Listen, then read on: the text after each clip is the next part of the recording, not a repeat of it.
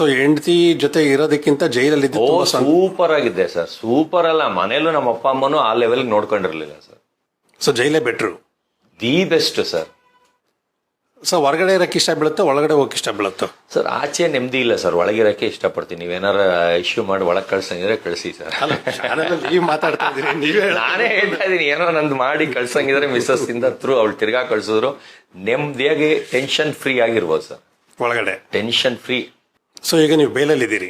ಬೇಲಲ್ಲಿದ್ದೀನಿ sir. ಒಳಗಡೆ ಯಾವ ತರ ಟ್ರೀಟ್ ಮಾಡಿದ್ರು? ಅವ್ರು ಮಾಡ್ಲಿಲ್ಲ ಸರ್, ನಾನು ಹಂಗೆ ಜನ ಸಂಪಾದನೆ ಮಾಡಿ ನಾನು ಟ್ರೀಟ್ಮೆಂಟ್ ಹಂಗ್ ಮಾಡ್ಕೊಂಡಿದ್ದೆ ಸರ್. ಯಾವ ರೀತಿ? ನನ್ ಏನೋ ಪರ್ಸನಲ್ ಸರ್, ಹೇಳ್ತೀನಿ. ಇಷ್ಟೆಲ್ಲ ಲಕ್ಷದಲ್ಲಿ ನಾಯಿ ಇದು ಮಾಡೋರು ನೀವು, ಕೋಟ್ಯಾಂತರ ರೂಪಾಯಿ ಬಿಸ್ನೆಸ್ ಇರುತ್ತೆ. ನಿಮ್ಮ ನೆಟ್ವರ್ತ್ ಟೋಟಲ್? ನಾನು ಅಮೌಂಟ್ ಕೂಡಾಕೋದೇ ಇಲ್ಲ. ನಾನು ನಾಳೆ ಸಾಯಕ್ಕೆ ರೆಡಿ. ಅದರಿಂದ ನಾನು ಆಸ್ತಿ ಮಾಡಿ ಮಕ್ಕಳು ಜಗಳ ಆಡೋ ಥರ ಮಾಡಿಲ್ಲ. ಅಪ್ಪ ಮಾಡಿರೋದು ತಾತನ ಆಸ್ತಿ ಇರೋದೇ ಸಾಕು. ಅದು ಬಾಡಿಗೆಗಳು ತುಂಬ ಬರುತ್ತೆ. ಕಾಂಪ್ಲೆಕ್ಸ್ ಇದೆ, ಮೈಸೂರಲ್ಲಿದೆ, ಹೊಸ ಸೈಟ್ಗಳಿದೆ, ಇಲ್ಲಿ ಮನೆಗಳಿದೆ, ಚಾಮರಾಜಪೇಟೆಯಲ್ಲಿ ಮನೆಗಳಿದೆ, ಅದೆಲ್ಲ ಬಾಡಿಗೆ ಬರುತ್ತೆ. ಆಮೇಲೆ ಓನ್ ಹೌಸ್ಗಳಿದೆ, ಅದು ಸಾಕು. ಅದು ಅಪ್ಪಂದು ತಾತನ ಆಸ್ತಿಗಳು. ನಾನು ಬಂದು ಆಸ್ತಿ ಮಾಡಿದ್ದೀನಿ ಅಂದರೆ ನಾಯಿ. ನಾನು ದುಡ್ದಿದ್ದೆಲ್ಲ ನಾಯಿಗೆ ಹಾಕ್ತೀನಿ, ಬಟ್ಟೆಗೆ ಹಾಕ್ತೀನಿ, ನನ್ನ ಮಗನಿಗೆ ಹಾಕ್ತೀನಿ, ಖರ್ಚು ಮಾಡ್ತೀನಿ. ಅಷ್ಟು ಬಿಟ್ಟು ಇನ್ನೆಲ್ಲೂ ಇಲ್ಲ. ನಾನು ಎಲ್ಲಿ 10 ವರ್ಷ ಆಯಿತು ಕುಡಿಯೋಕ್ಕೆ ತಿನ್ನೋಕ್ಕೆ ದುಡ್ಡು ಕೊಟ್ಟು. ನಾನು ಎಲ್ಲಿ ಹೋದ್ರು ಎಲ್ಲ ಫ್ರೀ. ನನಗೂ ಫ್ರೀ, 150 350 ಜನಕ್ಕೂ ಫ್ರೀ. ಸೊ ಯಾಕೆ ನೀವು ನೆಕ್ಸ್ಟ್ ಎಲೆಕ್ಷನ್ ಎತ್ಕೋಬಾರ್ದು? ಇಷ್ಟೆಲ್ಲ ನೋಡಿದ್ರೆ ಎಲ್ಲ ಓಡಾಡೋದು ಇಂಟ್ರೆಸ್ಟೇ ಇಲ್ಲ ಅವರೇ. ನನಗೆ ಬೆನ್ನು ನೋವು ನೋಡಿ ಇಷ್ಟಕ್ಕೆ ಸುಸ್ತಾಗ್ತಾ ಇದೆ. ಬೆಳಗ್ಗೆಯಿಂದ ಇಂಟರ್ವ್ಯೂ ಕೊಟ್ಟಿದ್ದಕ್ಕೆ ಸುಸ್ತಾಗಿದೆ. ನನಗೇನಂದರೆ ಸುಮ್ಮನೆ ರಾಜ ಥರ ಆರಾಮಾಗಿರಬೇಕು, ತಿನ್ನಬೇಕು, ಮಲಗಬೇಕು, ಫಂಕ್ಷನ್ ಇದ್ದರೆ ಹೋಗಬೇಕು, ತಿರ್ಗಾ ಬಂದು ಬಿತ್ಕೋಬೇಕು. ಆದಷ್ಟು ಮನೇಲಿದ್ದಾಗ ಮಲ್ಗೇ ಇರ್ತೀನಿ. ನನ್ನ ಮನೆ ಆಗಲಿ ಒಂದು ಹೋಟೆಲ್ಗೆ ಹೋಗಲಿ, ಅಲ್ಲಿ ಸ್ನಾನ ಆದಮೇಲೆ ಆ ಟಾಯ್ಲೆಟ್ ಎಲ್ಲ ತೊಳೆದ್ಬಿಟ್ಟೇ ಬರ್ತೀನಿ. ಯಾಕಂದ್ರೆ ನೆಕ್ಸ್ಟ್ ಯಾರು ಹೋಗ್ತಾರೆ ಬಿಡ್ತಾರೆ ಗೊತ್ತಿಲ್ಲ. ನನಗೆ ನೀಟಾಗಿರ್ಬೇಕು. ಅಂದರೆ ಹೈಜೀನಿಕ್ ಅಲ್ಲ, ಅಂದರೆ ಈಗ ಅದೇನೋ OCD ಪ್ರಾಬ್ಲಮ್ ಅಂತಾರಲ್ಲ, ಹೈಜೀನಿಕ್ ಅದೆಲ್ಲ ಏನಿಲ್ಲ. ಆದ್ರೆ ನೀಟಾಗಿರ್ಬೇಕು. ಬಂದಿದ್ ಮನೆ ಲಾಡ್ಜ್ ತರ ಕಾಣಿಸ್ಬಾರ್ದು. ಈಗ ತಿನ್ಬಿಟ್ಟು ಟಿಶ್ಯೂ ಪೇಪರ್ ವರ್ಷ ಅಲ್ಲೇ ಬಿಸಾಕೋದು, ಮೂಳೆ ನೀಟಾಗಿರ್ಬೇಕು. ಆದ್ರೆ ಹೈಜೀನಿಕ್ ಅಲ್ಲ. ನಾನು ತಂಗ್ಳು 3 ದಿವಸದ ಚಿಕನ್ ಬಿಸಾಕಕ್ಕೆ ಇಟ್ಟಿದ್ರು. ಚಿಕನ್ ಮಟನ್ ಒಂದು ಕಪ್ಪಲ್ಲಿ ಇತ್ತು ಫ್ರಿಜ್ ಅಲ್ಲಿ, ಅದನ್ನ ಆಚೆ ಇಟ್ಟಿದ್ರು. ಅದು ಕೋಲ್ಡ್ಗೆ ಮೇಲೆಲ್ಲ ಡ್ರೈ ಆಗಿತ್ತು. ಏನಕ್ಕೆ ಇರ್ತಿದ್ದೀರಾ ಅಂದ್ರೆ ಯಾರೋ ತಿನ್ನಕ್ಕೆ ಇಟ್ಕೊಂಡಿದ್ದಾರೆ ಅಂತ ನಾನು ಫ್ರಿಜ್ಜಲ್ಲಿ ನೋಡಿರ್ಲಿಲ್ಲ. ಆಚೆ ಇಟ್ಟಾಗ ತಿನ್ನಕ್ಕೆ ಎತ್ತಿಟ್ಕೊಂಡಿದ್ದಾರೆ ಅಂತ ಅನ್ಕೊಂಡೆ. ಏನಕ್ಕೆ ಇಟ್ಟಿದ್ದೀರಾ ಅಂದೆ. ಬಿಸಾಕಕ್ಕೆ ಅಂದ್ರು. ನನ್ಗದು ಅಹಂಕಾರ ಅನಿಸ್ತು. ಎಲ್ಲಾರ್ಗು ಕೇಳಿದೆ, ಬೇಕಾ ಸರ್, ಬೇಕಾ ಸರ್, ಬೇಕಾ ಮೇಡಮ್, ಬೇಕಾ ಮೇಡಮ್. ಯಾರು ಬೇಡ, ಚೀ ಚೀ ಚೀ ಅಂದ್ರು. ನಾನು ಎತ್ಕೊಂಡು ಓವನಲ್ಲಿ ಬಿಸಿ ಮಾಡ್ಕೊಂಡು ತಿಂದೆ. ನಿನ್ನೆ ಮುಖ ತೊಳೆದಿಲ್ಲ, ತಲೆ ಎಣ್ಣೆ ಹಾಕೊಂಡು ಹಳೆ ಬಟ್ಟೆಲ್ಲಿ ರಾತ್ರಿ ಫೀಲಿಂಗಲ್ಲಿ ಬರ್ತಾ ಇದ್ದೀನಿ. ಸಾರ್ ಅಂತೆಲ್ಲ ಆಗಲೇ ಖಾಲಿ ಗ್ಲಾಸಲ್ಲಿ ಕಾಣಿಸ್ಕೊಂಡೇ ಅವರು ರೆಕಗ್ನೈಸ್ ಮಾಡ್ತಾ ಇದ್ದಾರೆ ಅಂದರೆ ಇದೆಲ್ಲ ಬಿಗ್ ಬಾಸೇ ಕಾರಣ. ಯಾಕಂದರೆ ನಾನು ಬೇರೆ ಎಷ್ಟೇ ಹೆಸರು ಮಾಡಿದ್ರು ಇಷ್ಟು ರೆಕಗ್ನೈಸೇಷನ್ ಸಿಗ್ತಾ ಇರಲಿಲ್ಲ. ನನಗೊಂದು ಒಳ್ಳೆ ವೇದಿಕೆ ಸಿಕ್ತು. ಇರೋದು 3 ವಾರ ಆದ್ರೂ ಇಷ್ಟು ಫಾಸ್ಟಾಗಿ ಜನ ಇಷ್ಟಪಡ್ತಾ ಇರೋದು ನನಗೆ ತುಂಬ ಇಷ್ಟ ಆಯಿತು. ಇವತ್ತೇನೋ ತೊಗೊಳಕ್ಕೆ ಅಂತ ಅಂಗಡಿಗೆ ಅಲ್ಲಿ ನಾಗರಬಾವಿಲಿ ಇಳಿಸಿದೆ. ಸಾರ್ ಏನಿಲ್ಲಿ ಬಂದ್ಬಿಟ್ರೆ ಆಚೆ ಅಂತವ್ರು. ಈ ನನ್ನ ಮಗನಿಗೆ ಹೆಂಗೆ ಗೊತ್ತು ಅಂತ ನಾನು ಅವ್ನು ಒಂದು ಫೋಟೋ ಅಂತ ನಾನು ಹಳೆ ಬಟ್ಟೆಲಿ ಬಂದಿದ್ದೀನಿ ಇಲ್ಲಿ ರೆಡಿ ಆಗೋಣ ಅಂತ ಹಂಗೇನೆ ಒಂದು ಸೆಲ್ಫಿ ಹೊಡ್ಸ್ಕೊಳೋದು. ಅದೆಲ್ಲ ಒಂಥರ ಖುಷಿ ಅನ್ಸುತ್ತೆ.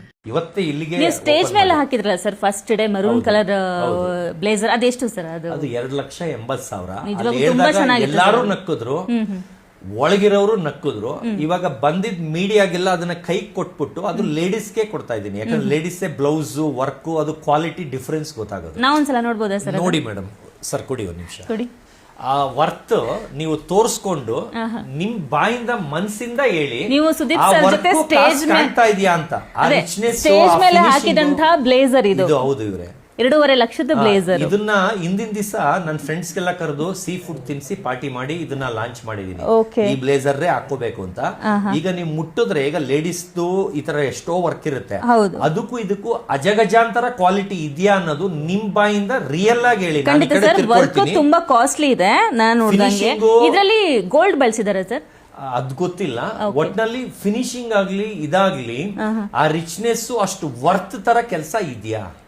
2.5 ಲಕ್ಷ ಬ್ಲೇಸರ್ ಸರ್, ತುಂಬಾ ಚೆನ್ನಾಗಿದೆ. ನಿಮ್ಮ ಮೈ ಮೇಲಂತೂ ಇನ್ನೂ ತುಂಬಾ ಚೆನ್ನಾಗಿದೆ. ಇಲ್ಲ ಖಂಡಿತ ನೋಡಿದ ತಕ್ಷಣ ಅನ್ನಿಸ್ತಿದೆ.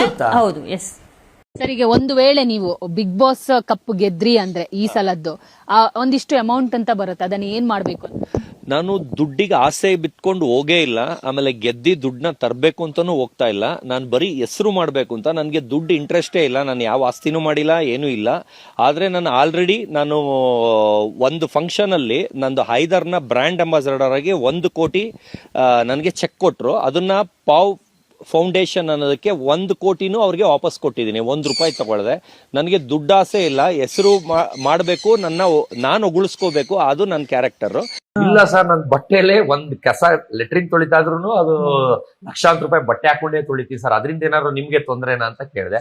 ಇಲ್ಲ ಆತರ ಇಲ್ಲ, ಎಲ್ಲ ಆಟ ಆಡೋದ್ರ ಬಗ್ಗೆ ತಲೆ ಕೆಡಿಸ್ಕೊಂತ ನೀವು ಬಟ್ಟೆ ಬಗ್ಗೆ ತಲೆ ಕೆಡಿಸ್ಕೊಂತಿದ್ದೀರಾ ಅಂದ್ರು. ಸರ್ ಇಲ್ಲ ಸರ್ ನನ್ನ ಖುಷಿ ಅದು ಒಂದೇ. ಎಷ್ಟು ಶಾಪಿಂಗ್ ಮಾಡ್ತಾ ಇದೀರ ಅಂದ್ರೆ ಒಂದ್ 25 ಲಕ್ಷಕ್ಕೆ ಸರ್, ಅಂದ್ರೆ ಡೇ 1 2,80,000 ರೂಪಾಯಿ ಬ್ಲೇಸರ್ ಆಗ್ತಾ ಇದೀನಿ ಸರ್. ಸುದೀಪ್ ಸರ್ ಮುಂದೆ ಬರೋ ದಿವಸ ಫಸ್ಟ್ ಡೇ ನಾನು ಆ ಡ್ರೆಸ್ಸಲ್ಲಿ ಬರೋದು ಸರ್ ಅಂದ್ರೆ ನಗ್ತಾ ಇದ್ರು.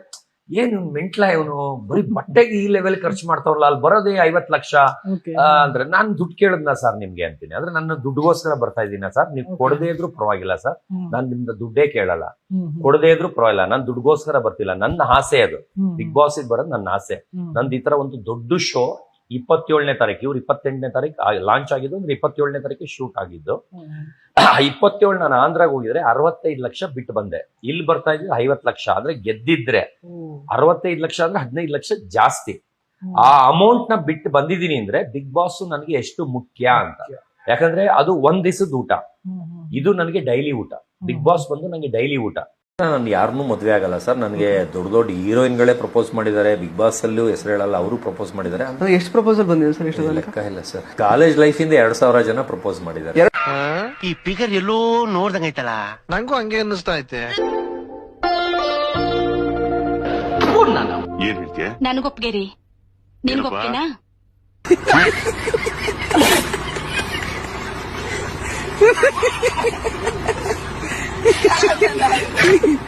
ಸ್ವಲ್ಪ ಮೀಡಿಯಾ ಅವರು ಕೆಟ್ಟದಾಗ ಅಪ್ಸಿದ್ರು, ಆದ್ರೆ ಅದರಿಂದ ನಾನು ಈ ಸಲ ಬಿಗ್ ಬಾಸ್ಗೆ ಹೋಗ್ತಾ ಇದ್ದೀನಿ, 2 ಮೂವಿ ಹೀರೋ ಆಗಿ ಮಾಡ್ತಾ ಇದ್ದೀನಿ. ಅದರಿಂದ ನನಗೆ ಒಳ್ಳೊಳ್ಳೆ ಅವಕಾಶ ಬಂತು. ಇವಾಗ ನನ್ನ ಪೇಮೆಂಟ್ 2.5 ಲಕ್ಷ, 1 ಅವರ್ಗೆ ಇದ್ದಿದ್ದಕ್ಕೆ 10 ಲಕ್ಷ ಆಗಿದೆ. ಆಮೇಲೆ ನನ್ನ ಪ್ರಮೋಷನ್ ಬ್ಯಾಡ್ ಆಗಿ ಮಾಡಿರೋ ಚಾನಲ್ ಅವ್ರಿಗೆ ನಾನು ಧನ್ಯವಾದ. ಇಲ್ಲ ನಾನು ಡೇ 1 ನನಗೆ 2-3 ದಿವಸ ಇದ್ದಂಗೆ ಇವ್ರ ಕಂಪ್ನಿಯಿಂದ ಫೋನ್ ಬಂತು, ನಿಮ್ದು ಅಕೌಂಟ್ ನಂಬರ್ದು ಇದು ಅಮೌಂಟ್ ಈಗ ಮಾಡ್ತಾ ಇದೀವಿ ಅಂತ. ನಾನೇನು ಅಮೌಂಟ್ ಕೇಳಿದ್ನ ಸರ್ ನಿಮ್ಗೆ ಅಂದೆ. ಆದ್ರೆ ಹೈಯೆಸ್ಟ್ ಪೇಮೆಂಟ್ ನನಗೆ ಮಾತಾಡಿದ್ದು, ಆದ್ರೆ ಬೇರೆಯವ್ರದ್ದೆಲ್ಲ ಹೇಳಿದ್ರು, ಅದು ಯಾರ್ದು ಕರೆಕ್ಟ್ ಸುಳ್ಳು ಗೊತ್ತಿಲ್ಲ. ಆದ್ರೆ ಹ್ಯಾಕ್ಟರ್ಸ್ ಗಳಿಗಿಂತ ಹೈಯೆಸ್ಟ್ ಪೇಮೆಂಟ್. ಯಾಕಂದ್ರೆ ನಾನು ಒಂದ್ ದಿವಸಕ್ಕೆ ಎಷ್ಟು ದುಡಿತೀನಿ ಸರ್, ಒಂದ್ ಫಂಕ್ಷನ್ಗೆ ಹೋದ್ರೆ ಇಷ್ಟು ದುಡಿತೀನಿ ಸರ್ ಅಂದೆ. ಅದರಿಂದ ಪೇಮೆಂಟ್ ವಿಷಯಕ್ಕೆ 1 ವಾರ ಅವ್ರ ಕಾಲ್ ಬಂದಿರಲಿಲ್ಲ. ಆಮೇಲೆ ತಿರ್ಗಾ ಕನ್ವಿನ್ಸ್ ಮಾಡಕ್ ನೋಡಿದ್ರು, ಅದು ಏನೇನೋ ಆಯ್ತು. ಆದ್ರೆ ಅವ್ರು ಹೇಳೋದು ಬೇರೆಯವ್ರಿಗೆ ಇಷ್ಟು ಇಲ್ಲ ಸರ್, ನಿಮ್ಗೆ ಹೈಯೆಸ್ಟ್ ನಾವು ಇದು ಮಾಡಿರೋದು ಅಂತ ಒಂದು ದೊಡ್ಡ ಅಮೌಂಟ್ ನನಗೆ ಮಾತಾಡ್ತಾರೆ. ಅಬ್ಬಾಸಿಂದ 1 ರೂಪಾಯಿನೂ ಇವತ್ತಿಗೂ ಬಂದಿಲ್ಲ, ನಾನು ಕೇಳಿಲ್ಲ, ಕೇಳೋದು ಇಲ್ಲ. ಕೊಟ್ರೆ ಇಸ್ಕೊಳ್ತೀನಿ, ಕೊಡದೇ ಇದ್ರೆ ಸುಮ್ನೆ ಇರ್ತೀನಿ. ಡೇ 1 ಹಾಕಕ್ ಹೋದ್ರು ನಂಗೆ 2-3 ದಿವಸ ಇದ್ದಂಗೆ, ಏನ್ ಇಷ್ಟ ಬೇಕಾಗ್ತಾ ಇದೀರಾ ಅಂತಂದೆ. ನಿಮ್ ಶಾಪಿಂಗ್ ಗಿಪಿಂಗ್ ಎಲ್ಲ ಆಗ್ಬಿಡಿದೆ, ನಿಮ್ದೇನ್ ಬೇಡ ಸರ್ ಅಂತ ಅಂದೆ. ಯಾರು ಅವ್ರಿಗೆ ಡಾಕ್ ಸತೀಶ್ ಅಂತ ಕರಿಬಿಡಿ, ಯಾಕೆ ಗೊತ್ತಾ? ಈಗ ಹಂದಿ ಹೋಟ್ಲ್ ಇಟ್ಟಿರ್ತಾರೆ ಇವ್ರೆ, ಅವ್ರಿಗೆ ಹಂದಿ ಶಿವು ಅಂದ್ರೆ ಸೆಟ್ ಬರುತ್ತೆ. ಅರ್ಥ ಆಗ್ತಿದ್ಯಾ ನಿಮ್ಗೆ? ಆತರ ಅದು ವೃತ್ತಿನ ಹೆಸರಲ್ಲಿ ಕೀಳಾಗಿ ಮಾತಾಡೋದು, ಅದು ದಾಟಿ ಬೇರೆ ಇರುತ್ತೆ. ಡಾಗ್ ಬ್ರೀಡರ್ ಸತೀಶ್ ಅಂದ್ರೆ ಒಂದು ಗೌರವಾರ್ಥವಾಗಿ ಇರುತ್ತೆ. ನಾಯಿ ಸತೀಶ ಅಂದ್ರೆ ನಾಯಿ ನನ್ ಮಗ ಅಂತ ಬೈದಂಗಿರುತ್ತೆ. 2 ಸಲ ಕೋರ್ಟಲ್ಲಿ ಅಪ್ಪ ಬೇಕಾ ಅಮ್ಮ ಬೇಕಾ ಅಂದಾಗ ಅಪ್ಪ ಬೇಕು ಅಂದಿರೋದು ಫಸ್ಟ್ ಕೇಸು ವರ್ಡ್ ಅಲ್ಲಿ. ಜಡ್ಜ್ ಎಲ್ಲ ಆದ್ಮೇಲೆ ಕರ್ಸಿ ರೂಮ್ ಅಲ್ಲಿ ಫೋಟೋ ಹೊಡ್ಸ್ಕೊಂಡು ಹಾಕೊಳ್ತಾರೆ. ಏನಕ್ಕಂದ್ರೆ ಅಪ್ಪ ಬೇಕು ಅಂದಿರೋದು ಫಸ್ಟ್ ಕೇಸ್ ಅಂತೆ. ಅದು ವರ್ಲ್ಡ್ ಅಲ್ಲಿ ಫಸ್ಟ್ ಟೈಮ್. ಅಂದ್ರೆ ವರ್ಲ್ಡ್ ಅಲ್ಲಿ ಇರೋ ಡೈವರ್ಸ್ ಕೇಸಸ್ಗಳು ಎಲ್ಲ ನಿಮ್ಗೆ ಗೊತ್ತಾ? ನೀವು ಅಲ್ಲಿ ಕೋರ್ಟ್ ಅಲ್ಲೇನೆ ಕೂತ್ಕೊಂಡು ನೋಡ್ತಾ ಇರೋರ ಯಾರನ್ನ ಚೂಸ್ ಮಾಡ್ತಾರೆ, ಹುಡುಗ ಅಪ್ಪನ ಅಮ್ಮನ.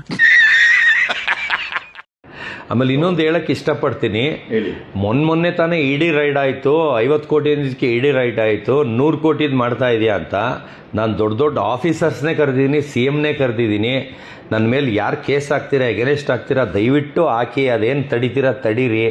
ನಂದು ನಾನು ಮಾಡೋದು ಮಾಡ್ತಾನೆ ಇರ್ತೀನಿ. ಯಾಕಂದ್ರೆ ನಾನು ಕರೆಕ್ಟಾಗಿದ್ದೀನಿ, ನಾನು ಯಾರಿಗೂ ಮೋಸ ಮಾಡಿ ತಂದಿಲ್ಲ, ಮೋಸ ಮಾಡಿ ನಾನು ಯಾರು ತಲೆ ಒಡೆದು ತಂದಿಲ್ಲ. ನನ್ನ ಶೋಕಿ ನಾನು ಮಾಡ್ತಾ ಇದ್ದೀನಿ. ಇದರಿಂದ ನನ್ನಿಂದ ನಿಮ್ಗೆ ಯಾರಿಗಾರು ತೊಂದರೆ ಆಗಿದ್ರೆ ದಯವಿಟ್ಟು ಅದು ಏನಿದೆ ಬಂದು ಹೇಳಿ. ನನ್ನ ಶೋಕಿ ನಾನು ಮಾಡ್ಕೊಳಕ್ ಬಿಡಿ. ಇಲ್ಲ ತಡಿತೀರಾ, ಕೆಪಾಸಿಟಿ ಇದೆ, ಬಂದು ತಡೀರಿ, ತಾಕತ್ತಿದ್ರೆ ನಾನು ಚಾಲೆಂಜ್ ಮಾಡ್ತೀನಿ. ಕ್ಯಾಡಬೌನ್ಸ್ ಫೌಂಡೇಶನ್ ಅಂತ, ಅಂದ್ರೆ ಇದು ಅನಾಥ ಮಕ್ಕಳುಗಳಿಗೆ ನನ್ನ ಓನ್ ದುಡ್ಡಲ್ಲಿ, ಅಂದ್ರೆ ಕಂಡವ್ರ ದುಡ್ಡಲ್ಲ, ಬೇರೆಯವ್ರ ಹತ್ರ 1 ರೂಪಾಯಿನೂ ನಾನು ಹಾಕ್ಸ್ಕೊಂಡಿಲ್ಲ. ಬರೀ ನಾನ್ ವೆಜ್ ಊಟ ಅನಾಥ ಮಕ್ಕಳಿಗೆ ವರ್ಲ್ಡ್ ಅಲ್ಲಿ ಕೊಡೋದು ನಾನು ಒಬ್ನೇನೆ.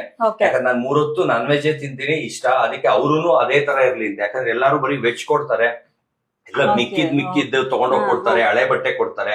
ನಾನು ವಿತ್ 7 ಅವರ್ಸ್ ಶಾಪಿಂಗ್ ಮಾಡ್ತೀನಿ. ಅವ್ರಿಗೂ ಮಕ್ಳಿಗೆ ತಗೋಬೇಕಂದ್ರು, ಅನಾಥ ಮಕ್ಳಿಗೆ ತಗೋಬೇಕಂದ್ರು 7 ಅವರ್ಸ್ ಶಾಪಿಂಗ್ ಮಾಡ್ತೀನಿ. ನಾನು ಆ ತರ ಸೆಲೆಕ್ಟ್ ಮಾಡೇ ಎತ್ತದು. ಈಗ ಅವ್ರು ಕೊಟ್ಟಿದ್ದು ಎಲ್ಲಿ ಚೀಪು ಅದ್ ಎತ್ಕೊ ಬಂದ್ ಕೊಡಲ್ಲ. ವಿತ್ ಟ್ಯಾಗ್ ತಗೊಂಡ್ರು ಅವರು ಪಾಪ ಹಾಕೋರು. ಅದಕ್ಕೆ ನಾವು ಇರೋದ್ರಲ್ಲಿ ಒಳ್ಳೇದ್ ಕೊಡೋಣ ಅಂತ. ಅಂದ್ರೆ ಏನ್ ಮಾಡಿದ್ರು ಎಲ್ಲ ನಾನು ಓನ್ ದುಡ್ಡಲ್ಲಿ ಮಾಡಿದೀನಿ. ಯಾರ ಹತ್ರನು ಬೆಗ್ ಮಾಡಿ ನಾನು ಅಕೌಂಟಿಗೆ ಹಾಕ್ಸ್ಕೊಂಡ್ ಮಾಡಿಲ್ಲ. ಇದು ನಂದು ಓನ್ ಫೌಂಡೇಶನ್, ನಾನು ಓನ್ ಒಂದು ದುಡ್ಡಿನ ಫೌಂಡೇಶನ್.